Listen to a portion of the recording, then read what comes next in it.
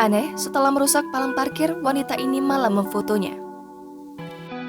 Viral video seorang wanita merusak palang parkir saat hendak keluar. Video itu beredar luas di sosial media pada Rabu 22 Juni 2022. Tampak dalam video, wanita tersebut mendorong dan menarik-narik palang parkir hingga terlepas. Setelah itu, wanita tersebut mencuci tangannya, kemudian mengambil sebuah handphone dan mengabadikannya. Setelah itu, ia mengemudikan mobil lalu keluar meninggalkan lokasi parkir. Belum diketahui di mana peristiwa ini terjadi.